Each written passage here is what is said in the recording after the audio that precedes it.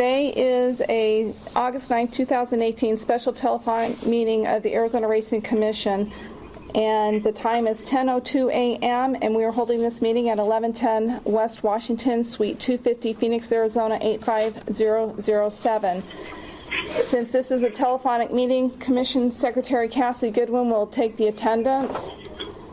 Okay, Commissioner Garay? Yes. Commissioner Heupel? Here. Commissioner Lawless? Here. Commissioner McClintock? Here. Thank you. We have a quorum. And gentlemen, I would like to express that with respect to the old business item 1, which was the Rita Racetrack Turf Paradise issue, we did, just as I was getting ready to leave my office, receive a signed agreement from both parties on this.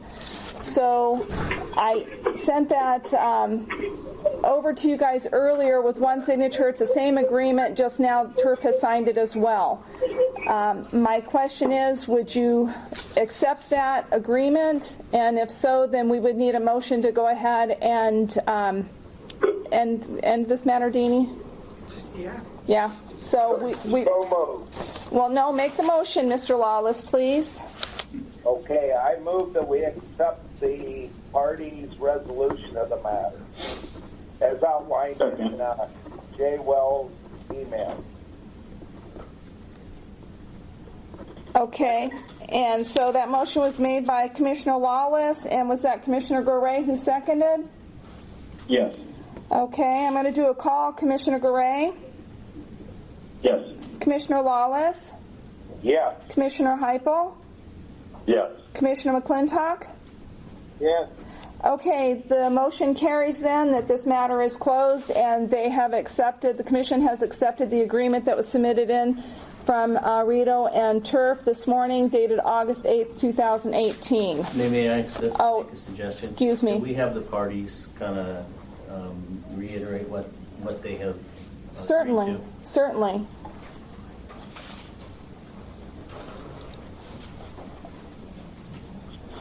Good morning, everyone. For the record, Vincent Francia, General Manager of Turf Paradise.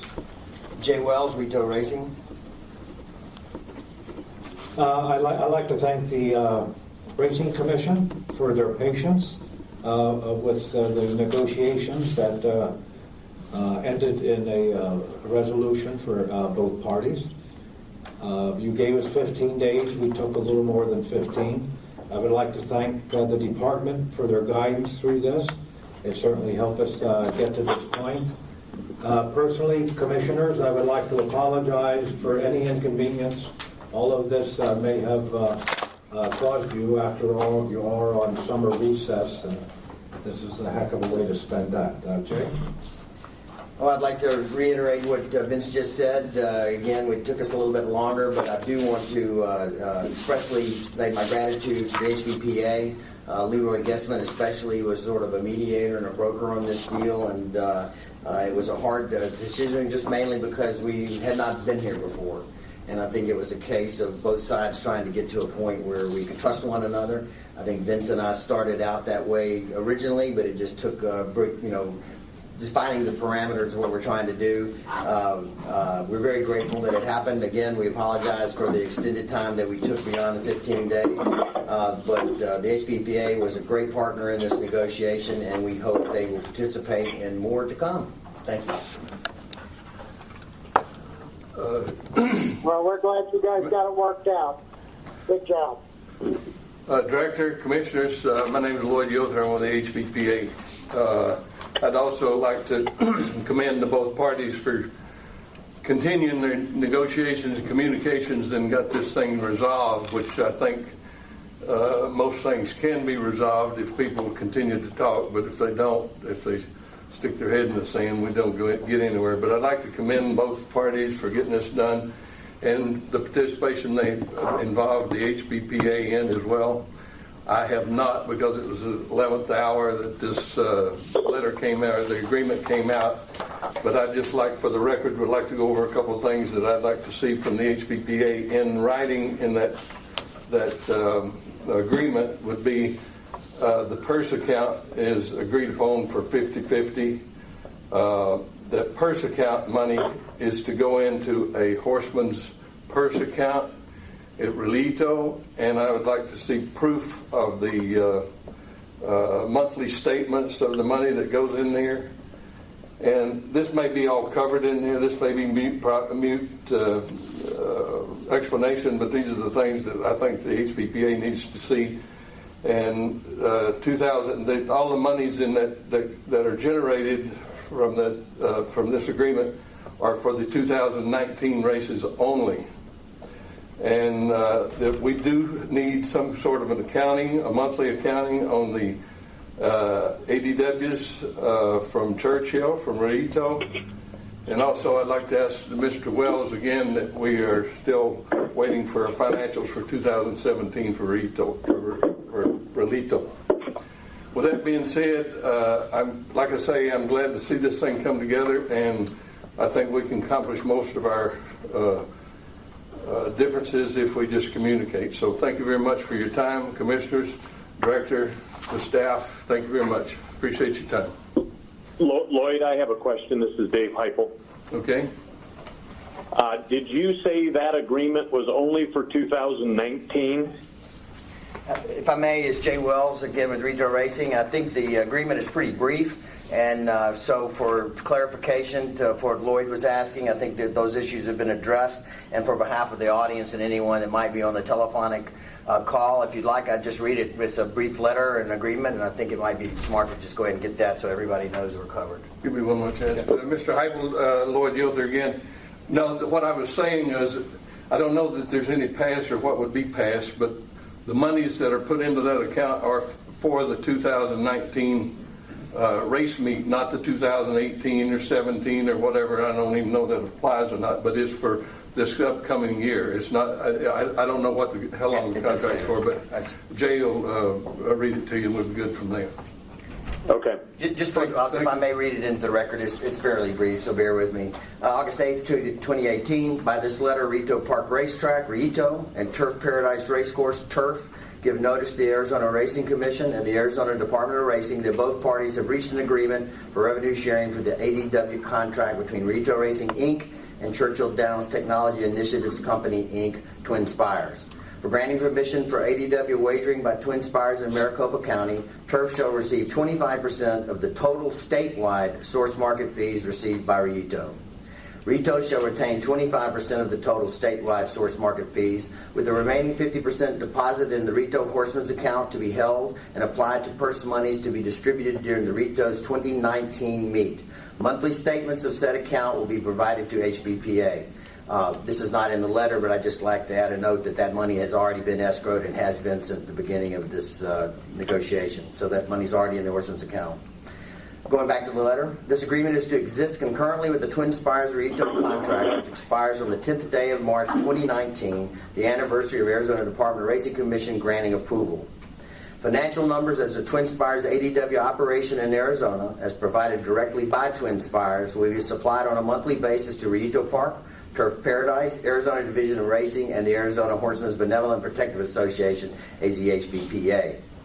Relito agrees that it will not enter into any other ADW agreements during the term of this agreement with concurrently as Arizona Department of Racing approved ADW providers outside of Twin Spires. Relito will not extend the Twin Spires agreement without the approval of the Arizona HBPA and must include the Arizona HBPA in all negotiations with the Twin Spires and any other potential ADW provider. Both Relito and Turf believe this agreement meets the mandate set by the Arizona Racing Commission, and the negotiations are now resolved. Sincerely, Jay Wells, Vince Francia. And that concludes it. Any questions, gentlemen? Yes, I have a question. Okay. Again, it sounds like you've addressed the revenue for 2019 from the telephone wagering, but not 2018. Is that correct? Well, so you understand, so this is, we backed up to the day that this was approved in March 10th. And in early negotiations, basically with Leroy Guessman, we agreed to set aside all of what would represent 50% of the contract, or that part of the horse money, and that has been in our horseman's account as we've been paid out. I think everyone might recall that there was a big delay in getting the first payment. I think as we sit here today, we've only been paid through May, I believe. But whatever, any money that's come in, 50% of that was already deposited into the Horseman's account.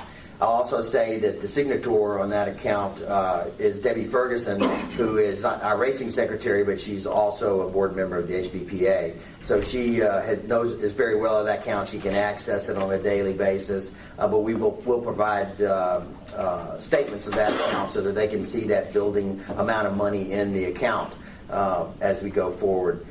So it does address what's in 18. One other thing that I'd like to just add to this, Lloyd said that we had not turned in the 2017 audit. We did indeed, and Leroy has had a copy of that since the day that we received it. So I think that we've met all the financial responsibilities, and Greg, correct me if I'm wrong, as far as reporting, and we've got the new audit that is just beginning, and last year we were just completely out of funds due to the renege on the gift, or however you want to say it. But anyway, the audit that wraps up our June 2018 fiscal year is already in process, and we should have that on time. Any other questions? Thank you, everyone.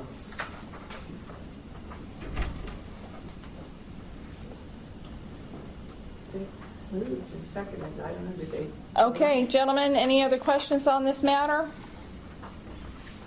Not by me. Okay, then I guess this matter has been resolved, and we can move on to the first matter on the agenda, which is B1 on the Sims v. Arizona Racing Commission et al. Okay, so you guys ready to move on to that matter? Yeah. Okay. This has been placed on for executive session, and so I will need a motion to go into executive session. I move we go into executive session. Okay, and do I have a second? Second. So Mr. Heupel second, Mr. Lawless made the motion. Mr. Garay? Yes. Commissioner Lawless?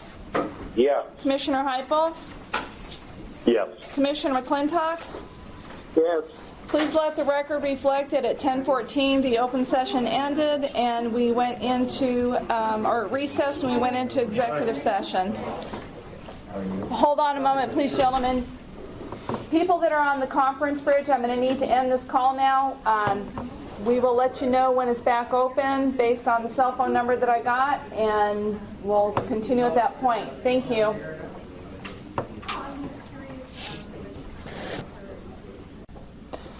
The following is the second open session of the August 9th, 2018 special telephonic meeting of the Arizona Racing Commission meeting held at 1110 West Washington, Suite 250, Phoenix, Arizona 85007.